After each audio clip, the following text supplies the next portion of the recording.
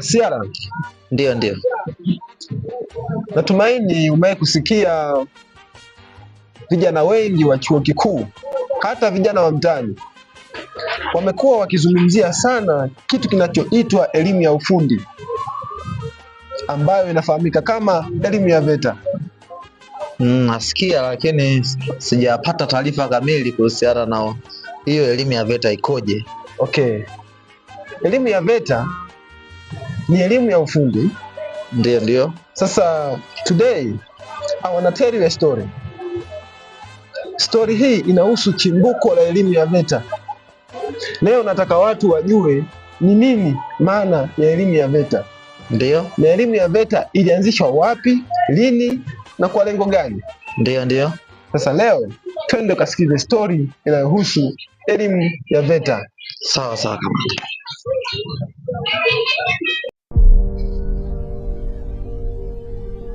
Hivi ni nini hii wanayoiita elimu ya ufundi? Sio bure kila kuitwapo leo watu waizungumzie elimu ya ufundi. Elimu ya ufundi ambayo licha ya Wakenya kuiita TVET, yani Technical Vocational Education and Training, lakini sehemu nyingi duniani huifahamu kama VETA. Wakati huo kirefu cha VETA ni Vocational Educational and Training Authority. Una bahati ya kuonana na World Stories, kwa sababu leo nakwenda kukutafutia asili na historia ya elimu ya VETA, yani elimu ya ufundi. Na si elimu ya ufundi tu, bali ni elimu ya ufundi kwa vitendo. Mwaka 1934 mtu mmoja aendaye kwa jina la Edwin Flipo, bwana huyu alitoa maana ya neno training kama ifuatavyo. Yeye alisema, training is the act of increasing knowledge and skills of an employee for doing a particular job. Maana hii ilibeba ujumbe wa kwamba training ni kitendo cha kuongeza ujuzi kwa mwajiriwa kwa lengo la yeye kuifanya kazi fulani. Huyo ndo Edwin Flipo. Wakati huo Jack Harlan yeye anasema kwamba training is a process of transmitting and receiving information related to the problem solving, akiwa na maana ya kwamba training ni kitendo cha kuhamisha na kupokea ujumbe au taarifa zinazohusiana na utatuzi wa tatizo fulani. Usichokifahamu ni kwamba neno train ni neno linalotokana na lugha ya Kigiriki, ambapo kwa Kigiriki huandikwa trahere, lenye maana ya kuvuta au kuchora.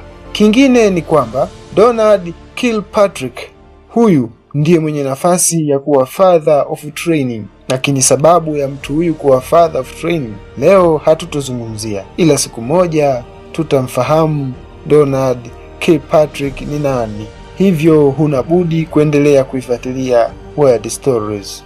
Kuna muda nawaza pengine neno training limetokana na neno la Kiingereza train ambalo ni gari moshi. Kwa nini nasema ni gari moshi? Ni gari moshi kwa sababu gari moshi huwa lina mfumo wa kutembea au kunyooka katika msururu wake, yani kwenye reli yake.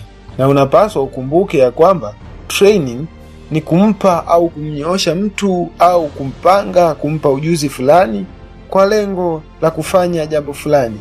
Ndio maana nimeweka uhusiano kati ya neno training na treni ya gari moshi. Gari moshi ambalo halijawahi kwenda kwa kupindapinda, badala yake hunyoka katika msururu wake. Pia ukisoma makala nyingi zinazoihusu mada hii utagundua ya kwamba Wagiriki ndio wanaosemekana au kufahamika kama watu wa kwanza au wa mwanzo kuileta elimu ya vitendo hii ambayo tunaiita VETA, kwa sababu mwaka 776 BC, yani kabla ya kuzaliwa kwa Kristo, Wagiriki walianzisha na kuitumia elimu ya vitendo kwa lengo la kuwafunza watu michezo mbalimbali, hasa riadha na mieleka. Lakini rekodi zinaonyesha zamani zaidi, mwaka 1000 BC kabla ya kuzaliwa kwa Kristo. Huu ndio mwaka ambao ngome ya Roma ilipoteza utawala wake, na kufa kwa ngome ya Waroma iliwafanya Waroma wapate funzo fulani na kuanza kujifunza elimu ya vitendo ya namna ya kujilinda dhidi ya maadui. Ona ni namna gani elimu ya vitendo ina historia ndefu. Basi kufa kwa ngome ya Roma hakukuwafanya Waroma peke yao kujifunza elimu ya vitendo. Badala yake hata mataifa jirani au mataifa mengine yaliyokuwa na utawala imara nayo yakaanza kujikinga kwa kujifunza elimu ya vitendo dhidi ya maadui. Yaani ilikuwa ni mwenzio anaponyolewa, wewe zako tia maji, ikiwezekana weka na sabuni. Mataifa mengine ni kama Babilonia, Wamisri, Persia na Wagiriki waliona ni muhimu kupata elimu ya vitendo ya namna gani ya kujilinda dhidi ya maadui. Kwa namna nyingine hii tunaweza tukasema ilikuwa ni veta ya kivita, yaani veta iliyowafunza watu wengi namna ya kupigana vita dhidi ya maadui. Wacha nikukumbushe kitu muhimu kuihusu elimu ya veta. Tunaposema elimu ya veta ni elimu ya vitendo, hatuna maana ya kwamba zamani hakukuwa na elimu ya vitendo, kwa sababu kwa mujibu wa prehistorical times, zamani kulikuwa na elimu ya kukifunza kizazi kipya mambo yatakayowasaidia kuishi katika jamii. Mfano, jamii za wakulima waliwafunza watu wao au watoto wao namna ya kulima kwa vitendo. Pia jamii za wavuvi ziliwafunza vijana wao au watoto wao namna ya kuvua. Ilikuwa hivyo kwa wawindaji na wafugaji. Kumbe nina maana gani? Nina maana ya kwamba ni lini na kivipi elimu ya vitendo ikaanza kufanywa kama somo au sehemu ya mafunzo mashuleni. Kwa mujibu wa mwanafalsafa wa Kigiriki aitwaye Aristotle, yeye alisema ya kwamba Wagiriki walikuwa wakijifunza elimu ya vitendo kwa kurudia mara kwa mara ili kuweza kuelewa ujuzi maalum. Wakati huo Bwana Socrates yeye anasema ya kwamba Wagiriki walianza kujifunza kwa kuuliza maswali. Lakini ilipofika zama za kati, hapa watu walipaswa kujifunza wenyewe ili kupata ujuzi kuhusu kitu hicho. Yaani, ili mtu awe seremala alipaswa yeye mwenyewe ahangaike na mambao, misumari, misumeno na mambo mengine ili aweze kupata ujuzi wa useremala. Hivyo hivyo na yule aliyetaka uwashi, yaani ufundi nyumba, na yeye alipaswa ahangaike na mkonobao, mwiko pamoja na tumatope au sementi ili aweze kupata ujuzi wa ujenzi. Hivyo hivyo na watu wengine waliokuwa wakitaka ujuzi fulani, wakiwemo watu wa cherehani. Ilipofika miaka ya 1800, jeshi la Kiprussia wao walileta mfumo uitwao wargaming, ambapo wargaming ni mchezo wa kivita au ni mchezo wa maigizo ya kivita, tena unaofanywa na vijana wadogo. Yote haya ilikuwa ni lengo la kuwafunza vijana namna ya kujilinda dhidi ya maadui, yaani kama walivyokuwa wakifanya Waroma huko kabla ya kuzaliwa kwa Kristo. Na kilipofika kipindi cha mapinduzi ya viwanda barani Ulaya, tena hasa katika nchi ya Uingereza, huko watu walianzisha shule zinazoitwa factory schools, yaani shule za viwanda vidogo vidogo, na lengo kuu ilikuwa ni kuwafunza watu namna ya kufanyisha kazi zile mashine za viwandani. Na ilipofika mwishoni mwa vita ya pili ya dunia mwaka 1945, kipindi akina Robert Nesta Marley alimaarufu kama Bob Marley wanazaliwa.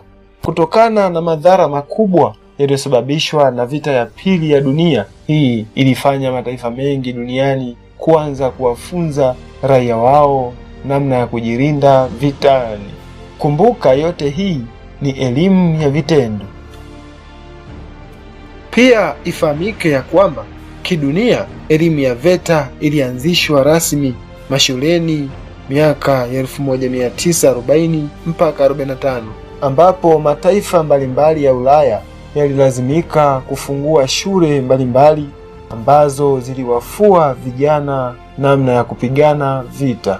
Tena hii ilikuwa sana kwa mataifa yale ambayo yalihusika na vita ya pili ya dunia, wakiwemo Wajerumani na Wafaransa. Wakati huo hapa Afrika Mashariki nchini Tanzania, elimu ya VETA au elimu ya vitendo ilianzishwa rasmi mwaka 1994 ambapo bunge la mwaka huo likiongozwa na Adam Sapi Mkwawa nilitoa wazo wa Tanzania wajifunze mambo kwa vitendo, ambapo kauli mbiu au dira ya elimu ya VETA ilikuwa ni Tanzania yenye mafundi wa kutosha na uwezo. Kwa ukanda wa Afrika Mashariki, kuhusiana na mada hii ya elimu ya VETA, taifa la Kenya lipongezwe makofi mengi sana, kwa sababu ndiyo taifa lililoanzisha elimu ya vitendo mapema mno, kwani ilikuwa ni mwaka 1924, miaka miwili baada ya kuzaliwa kwa Mwalimu Julius Kambarage Nyerere. Na hii kwa upande mwingine husababishwa sana na mtawala au mkoloni ambaye alimtawala Mkenya kipindi hicho, ambaye alikuwa ni Mwingereza. Kumbuka, Mwingereza ndio taifa lililokuwa likiongoza kwa kuwa na viwanda vingi huko nchini kwao. Hii inakadiriwa pengine ni chachu au sababu iliyochangia Wakenya kuwahi au kuanzisha elimu ya vitendo mapema mno, ambapo wao waliita Technical Vocational Education and Training, kifupi chake TVET, ambapo mtu kama Esther Thaara Muoria ambaye aliwahi kupata PhD na kupata nafasi ya kuweza kuiongoza TVET, yani Technical Vocational Education and Training. Kumbe elimu ya vitendo iliwahi kuongozwa na Esther Thaara Muoria kwa kipindi hicho cha nyuma. Ifahamike ya kwamba kupitia elimu ya vitendo aliyoitoa George Stephan kuwafundisha Wamarekani kwa vitendo namna ya kuijenga reli, yani njia ya treni, imemfanya George Stephan kuwa father au gwiji wa utengenezaji wa reli, ambapo ndipo alipobatizwa jina la Father of Railways. Hivyo kama George Stephan atakuwa anatusikia huko aliko, basi atakuwa anaishukuru sana elimu ya vitendo, kwa sababu ndiyo iliyomfanya aitwe Father of Railways, yani gwiji wa reli. Unajua, sio bure matangazo kubandikwa au kuwekwa kila kona yanayohusu kuwahimiza vijana kuitafuta elimu ya vitendo, yani VETA. Na si bure kwa sababu dunia ya sasa swala la ajira ni gumu mno, na si Afrika peke yake bali ulimwengu mzima, japo tunazidiana kwa viwango. Elimu ya vitendo ni elimu ambayo inaweza kaisaidia serikali kuajiri watu, kwa sababu kupitia elimu hii ya vitendo watu wanaweza wakajiajiri wenyewe. Unajua, ni ngumu sana msomi aliyetumia zaidi ya miaka 20 kusoma kumwambia ya kwamba ajiajiri. Ila ukweli mchungu ni kwamba japo kujiajiri ni kazi sana, lakini hakuna raha kama kujiajiri. Sisemi haya bila sababu, ila sababu ni kwamba mtu aliyejiajiri hujiendesha mwenyewe. Mtu aliyejiajiri hapangiwi ni nini cha kufanya. Mtu aliyejiajiri hupanga mambo yake kwa namna anavyoona yeye. Mtu aliyejiajiri huchagua muda wa kufanya kazi zake kwa mpango wake. Mtu aliyejiajiri huifanya kazi yake kwa umakini na kwa kuipenda. Hizo ndo faida za mtu kujiajiri. Ni tofauti kabisa na anayepigiwa kelele na mkuu wa shule eti kwa sababu amechelewa kuwahesabisha namba wanafunzi shuleni. Chukua mfano wa mwamba wa makanuni ya kihisabati Albert Einstein. Je, unadhani kangetegemea elimu ya darasani peke yake kangeweza kutengeneza mafomula au makanuni yanayoongoza hisabati mpaka sasa? Nasema hivi kwa sababu sehemu kubwa ya mafanikio ya Albert Einstein katika kazi zake za makanuni au mafomula ni elimu ya vitendo, yaani study and practice, na siyo study peke yake. Na haitoshi kupitia au kwa sababu ya maujuzi yake aliyokuwa nayo Albert Einstein iliwafanya mpaka wa Marekani wamwite aende katika nchi ya Marekani akawafundishe watu weusi masuala ya kisayansi, ambapo alikwenda kuwafundisha katika chuo cha watu weusi cha pale Lincoln kiitwacho The Lincoln University. Ubaguzi bwana, yaani serikali ya Marekani ilitenga mpaka chuo cha watu weusi peke yao. Hii inahuzunisha kidogo, japokuwa Albert Einstein alikuwa kinyume na masuala ya kibaguzi. Haitoshi, mafanikio ya mchezaji mweusi wa table tennis wa huko Marekani ana mafanikio katika mchezo wa table tennis kutokana na self training, yaani kwa kujifunza peke yake. Mwanamama aitwaye Serena Venus Williams, ambapo ni yeye mwenyewe alieleza umuhimu wa elimu ya vitendo au elimu ya kujifunza jambo peke yako. Pia mtengenezaji wa filamu maarufu huko nchini Marekani aitwaye Steven Spielberg. Steven Spielberg ni mtengeneza filamu maarufu huko Marekani, lakini ukifuatilia historia yake ya nyuma inayohusu bwana huyu, Steven Spielberg aliwahi kufeli chuo enzi anasoma. Ona sasa dunia ilivyo. Mtu anafeli chuo lakini anakuja kuwa mtengeneza filamu mzuri kuliko watu wengine. Hebu jifunze kitu kupitia bwana huyu. Usipende kulazimisha kitu kisichokuwa cha kwako. Na hili ndo tatizo kubwa la nchi nyingi za Kiafrika. Huwa tumekaririshwa tu mtu anayesoma ndiye anayefanikiwa. Waafrika tuachane na mifumo ya kizamani. Ni vizuri mtoto akasomea kitu anachokipenda. Sio mtoto anapenda kucheza mpira, lakini mzazi analazimisha mtoto akasomee udaktari. Si kuvurugana huko. Hii ndo World Stories, na msimuliaji ni mimi Fungo Genius, The African Merlin, sauti ya Dragon. Tuonane katika simulizi zingine.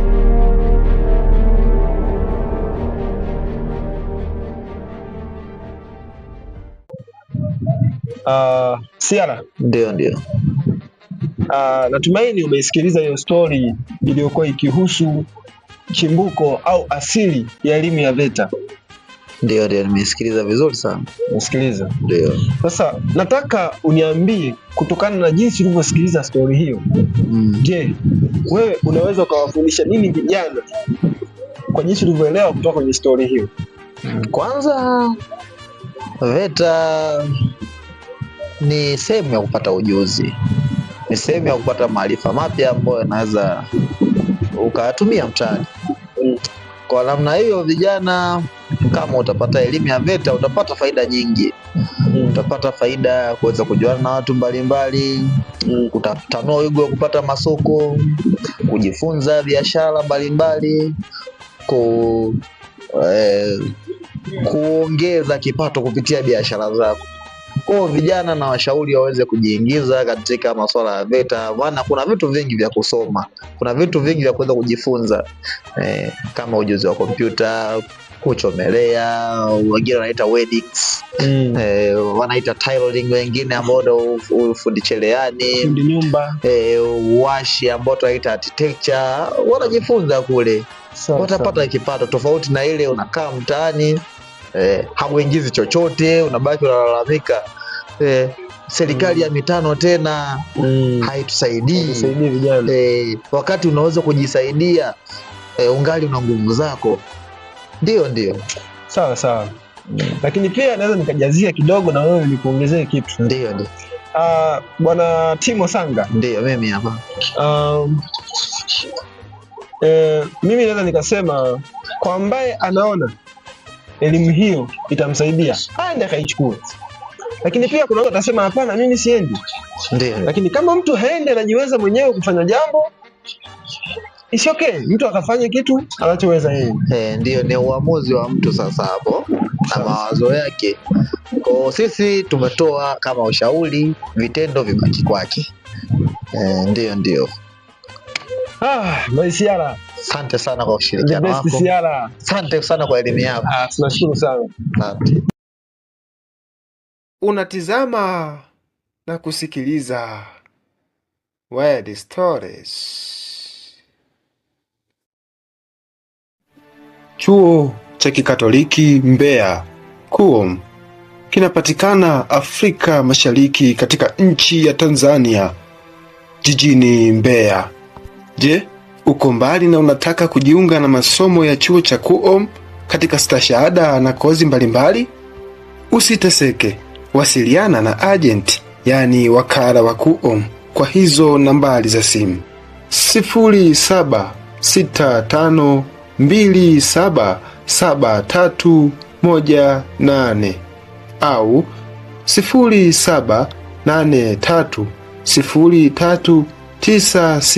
0783039677 au